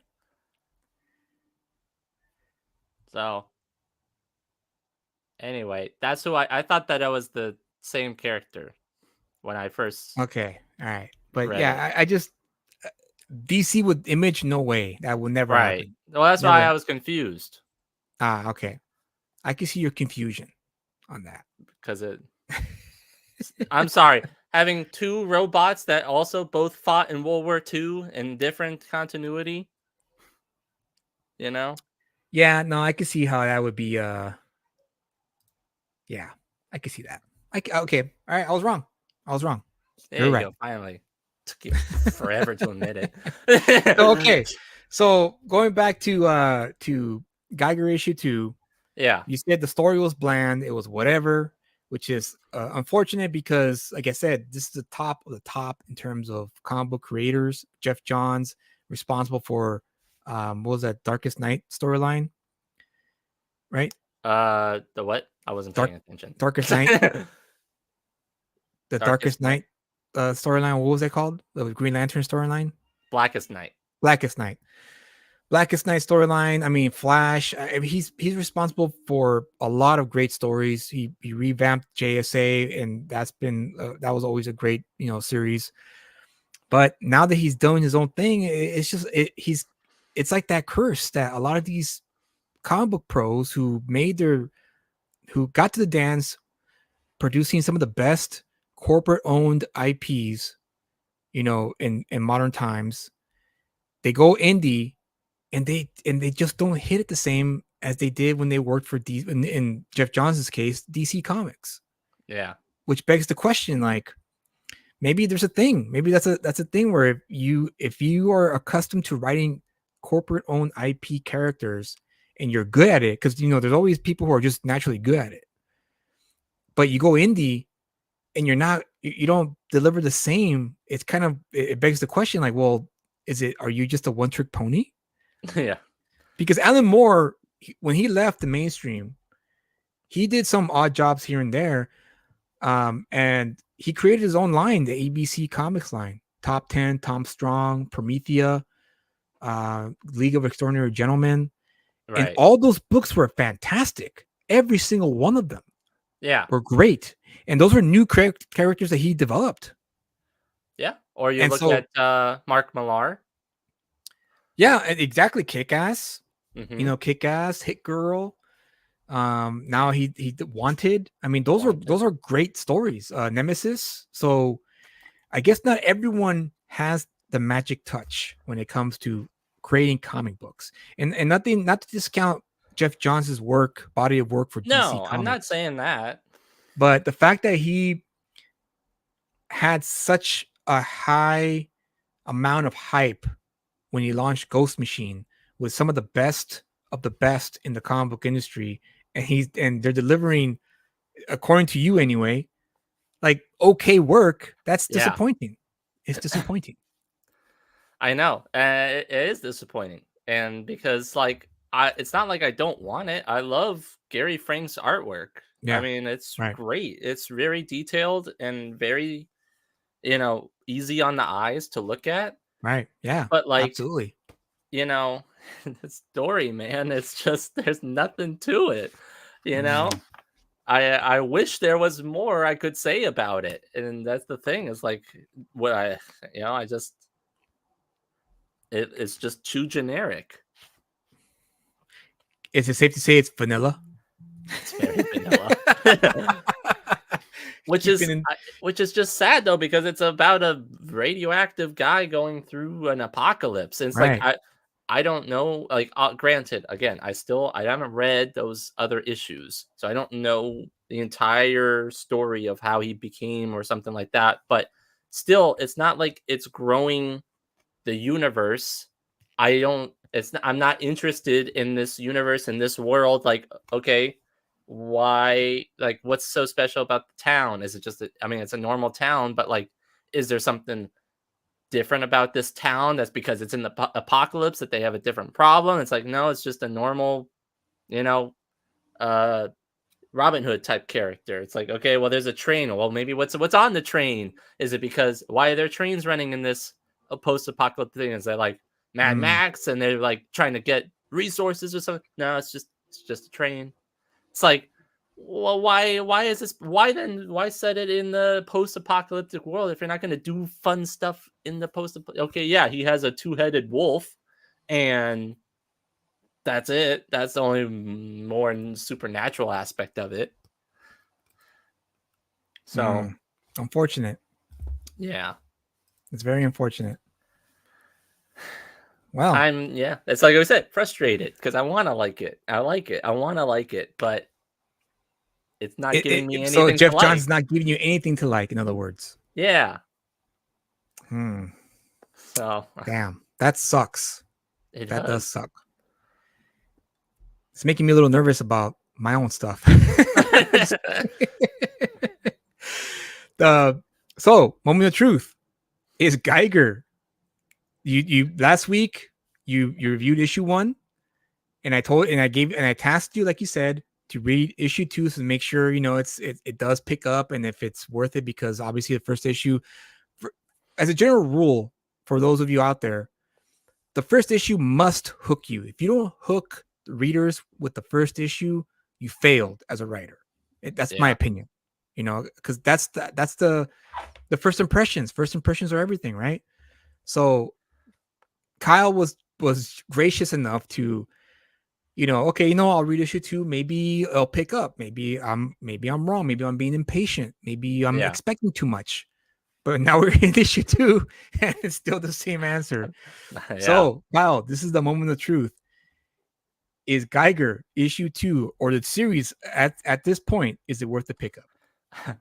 I say at least for issue 2, still not worth the pickup. I feel like it still hasn't even gotten going. There's still nothing that's happening that makes me want to see it. Like I'm still waiting for the first issue to get started. Hmm. And so no, it's not worth the pickup. Now as a series, I'll flip through issue 3. And if I don't see anything that's good, I'm gonna think really hard about putting it back on that shelf and or not picking it up at Not picking up, all. not picking up issue Not 4. In other words, yeah, not issue 3, but like and then like just dropping it just dropping it all because together. yeah, because why do I want to keep on buying it at $4 a pop? And I mean, like, yeah, again, art is great. I want to read it for the art, but like it kind of goes to a topic that we had earlier where it's like art only goes to so far. Then it kind of is like, yeah, I'm kind of getting tired of this story. Freddie says, just wait for the first episode on the movie. Yeah, I mean, might as well. I'll get the whole series on that first episode. Oh my gosh, dude. Oh man. That's unfortunate. That's unfortunate. You know, maybe Junkyard Joe will make it better. That's it. Okay. So I mean, we'll see, dude. Like, but so far, I mean, the only book that really has potential for me was Rook. Yeah. That's I have the the only second one. issue for Rook. I haven't read it yet, but that's the only one that I'm actually looking forward to. Maybe that's the next one you should. Maybe that's the next one you should review. Because I read issue 2 of Redcoat as well, and that one at least did a little bit more world building, and it gave us a little bit more stuff. So that one was positive. Okay. I haven't read Rook yet. I'm hoping that it will also be positive. Well, there you have it. So Geiger #2 is not worth the pickup. No. And you're gonna try one more issue, and if the issue doesn't wow you or hook you, then you're dropping it all together. I think so. Why would I keep on buying it if it's not going to go anywhere? No, that's fair. That's fair. So there you have it, folks. It's not worth the pickup. So if you're thinking about picking up the book, maybe wait until the trade, or maybe wait until it comes out on Hulu, like Freddie said. Yeah. And that's unfortunate because, you know, when I first got into comic books, I loved the presentation of it. It was different from TV and movies. Yeah. It was highly imaginative. Things that you would never see in the movie or in a TV show, because you didn't have, as I got older and I started learning about, you know, the creative processes of making a comic book as opposed to working on a movie or working on a TV show. Because I haven't professionally, I have not worked on a TV show or on a movie, but I have been involved but I have been involved in like student films, right? I have been involved in the process of writing screenplays, and I've also been involved in making movies, even though it was at the collegiate level. I was an extra for a few TV shows, so I got to see firsthand how the machine at a professional level works. And there's a lot of moving parts, right? You have cameramen, you have grips, you have directors, you have the writers, you have the actors, you have all these things at play to make the TV show at least entertaining. But in a comic book, all you need is a writer with an extreme high imagination and a very, very imaginative artist with the clear understanding of what the medium offers you as a platform. And not many artists and writers tap into that. And even Alan Moore himself said it, that we haven't even scratched the surface of what the medium, what we can do with the medium. You have people like, for instance, Will Eisner, right? Will Eisner brought something to the table that was utilized for a long time and still utilized to this day to an extent. And Jim Steranko is another one where they integrated, like, for instance, like the title of the book, right? Or the title of the issue. Will Eisner, in his comic book series, The Spirit, would have these elaborate, you know, like he would draw the spirit jumping off a building, but the side of the building were the words of the title of the issue integrated with the building. Okay. You know, that's what made it unique, right? Because that's what made it special. That's what made the comic book medium special for a lot of readers, because you had stuff like that. And not only that, but also you had a lot of writers who had these great grand ideas, you know, in terms of space travel, the cosmic odyssey type stories, where people go, these characters that we love go into deep space, and there's so much you can do with that. And all you need is a great artist. You don't need CGI budgets for that. You don't need an executive telling you, "Ooh, we can't do that. That's too expensive." Right. All you need is a great artist and paper and a pencil, and you're set. Yeah. And that's, in my opinion, is what's missing in today's modern mainstream comics. Just look at some of that stuff. Yeah. See, look at that. That's a perfect example of that. Look at that creature. You know, unique in its own way. And not only the creature, but the setting, right? The area, the location, the like everything. And not only that, but also the presentation. The title on top of it, the bottom title. I mean, it makes you want to pick up this book. Weird fantasy? Whoa, I want to pick that up. What's so weird about this fantasy that I'm about to read? Right. And it's unfortunate that we are living in a time when creators are just so hung up on getting that Netflix deal Yeah. and getting that streaming deal. And you know what? Full disclosure, I'm guilty of it too. Because I mean, I have a family to think about too, and I don't mind. I wouldn't mind having any of my works be adapted into a different medium, but I have to remind myself when I create new things, like, no, dude, I need to write stories for the comic book medium. Right. That's the only way I can even get like ahead if I want readers to want to buy my stuff, because that's what got me to the shops. That's what kept me coming back to the shops, was the fact that I read stuff that was unique that no one else was reading because they thought it was just for kids, which in a lot of ways it is. But when you have the Infinity Gauntlet idea, I mean, now it's mainstream. Not everyone knows what the Infinity Gauntlet Right. is. But back in 1980, you told some Star Wars fan, "Oh yeah, the Infinity Gauntlet. What the hell is that?" And oh yes, the 5 gems with the different elements, and Thanos. Who the hell is Thanos? Yeah. And that's what I'm talking about. I'm talking about that, and that's the sad part. Look at you, bastard! What a show off! You're such a show off. I know, right? Look at that, guys. He has. Is that the original? Is that an original or reprint? Yeah. No, it's the first. This babyface bastard has the first issue of the Infinity Gauntlet series, guys. But that's what I'm talking about. I mean, look at that. Look at that cover. If you're a kid, a 13-year-old kid, or even a young adult, and you walk into a comic shop and you see that cover, I mean, that's you. What is this? Right. Oh, wow. You pick it up. It's got all the characters on it. It has all the characters on it. It's a rad cover because of the glove. And now you want to know what that is. What is this? Infinity Gauntlet. What is that? And now you want to know what that is. And that's what makes comic books great. Better, in my opinion, superior to cinema and to TV. So like I said, it's just unfortunate that we have a lot of creators today who are producing comic books in the hopes of getting into TV or movies, as opposed to just making something unique for comic books. Right. So that's my 2 cents on the matter there. But next week, guys, I'm gonna have a special edition of Let's Talk About It. Kyle will not be with me next week because he is going to. Kyle, you make the announcement. I will be heading to Dallas because I am going to the Dallas Fan Expo, and I'll be there on Friday through the weekend. Yeah, I'm literally flying out Friday morning. Yeah. And then staying the whole convention day Friday, all through the weekend, and then leaving Sunday night, come back here on Sunday night. It's going to be very busy, but it's going to be a lot of fun because I'm going to be getting a lot of really cool stuff signed and everything. Some of them notable things that I'm going to get signed are... You guys are going to love this.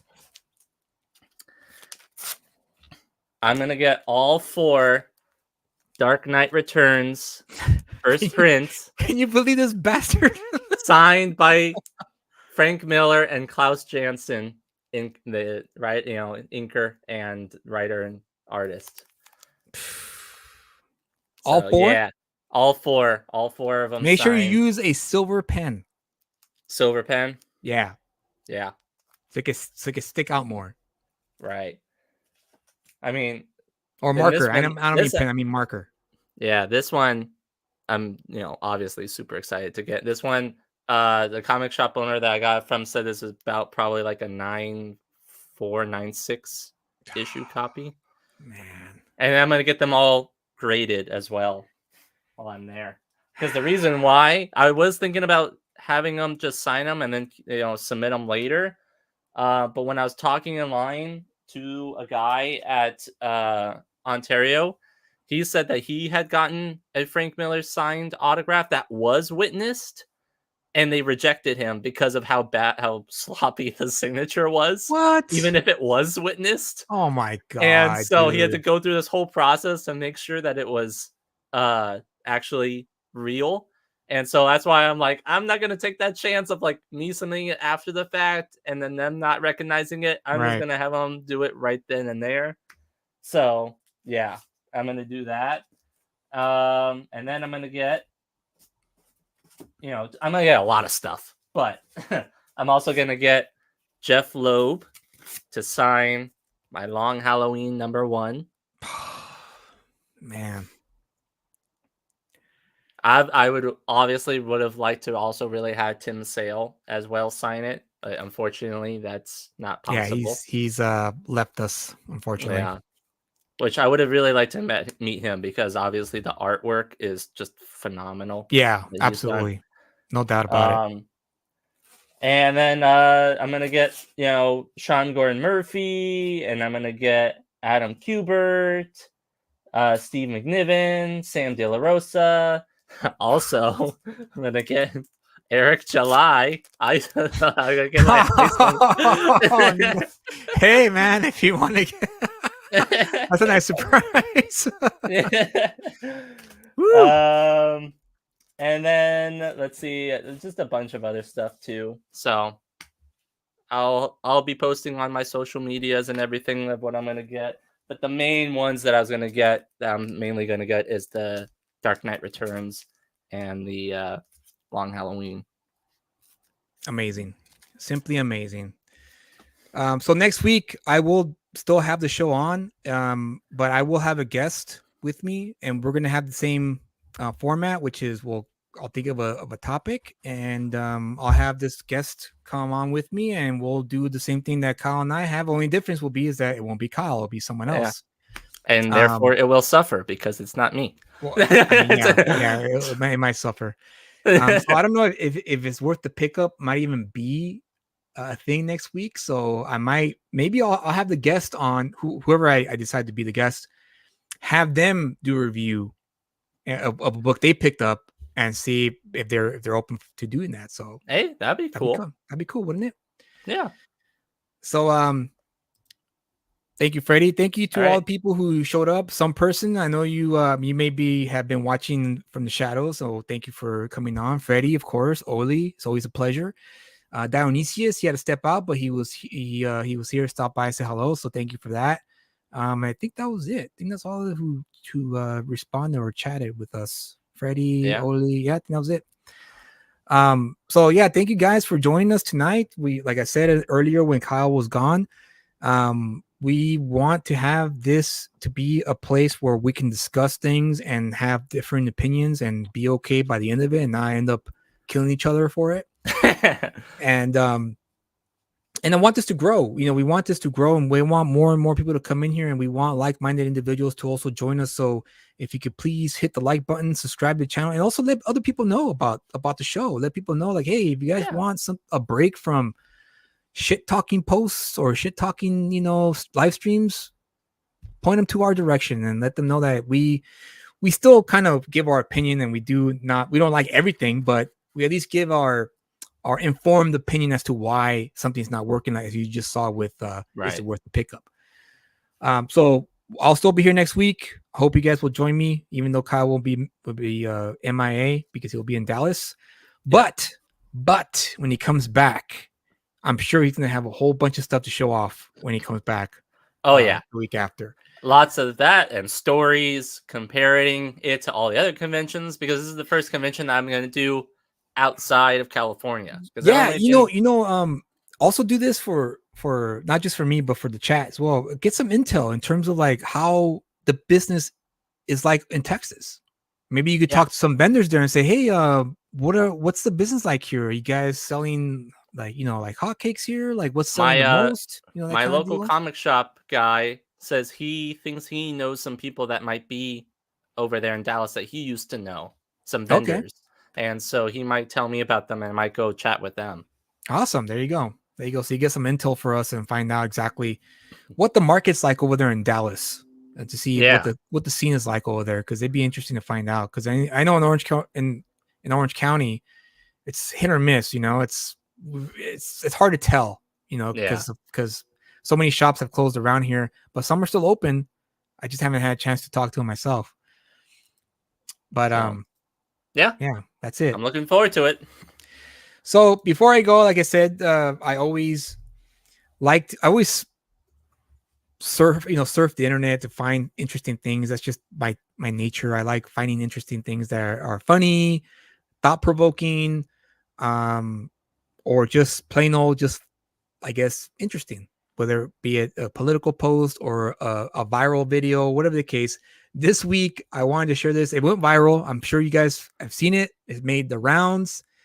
The title of this post is called "Are You That Dumb?" So I'm going to share this with you guys. It cracked me up because I couldn't believe it myself. And you guys are not going to believe it when you see it. So have a great weekend. Stay safe out there. We'll see you on the next one. And just read more comic books. Read more comics. Yeah. All right. Bye, guys. See ya.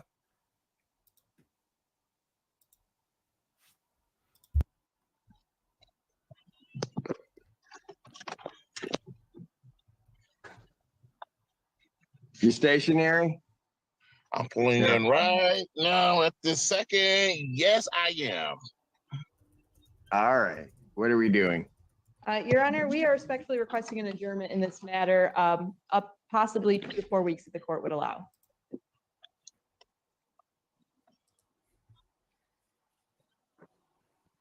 Okay. So maybe I don't understand something.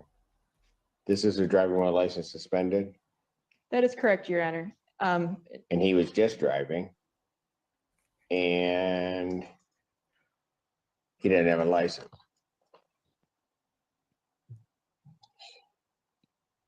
Oh, Is with the charges, Your Honor, yes. No, I'm looking at his Yes. record. He doesn't have a license. He's suspended and he's just driving. That is correct, Your Honor.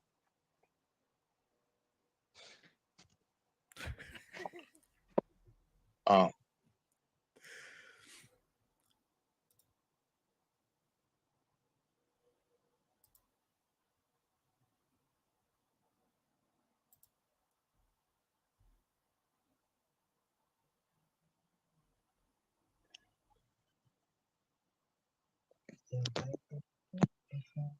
Hello? 1 minute, Mr. Harris.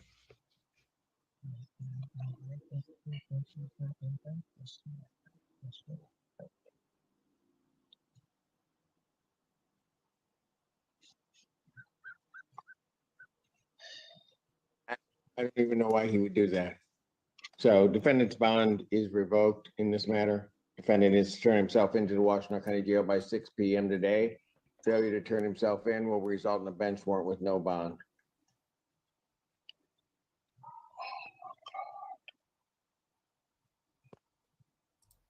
Thank you. Thank you, Your Honor. Mr. Harris.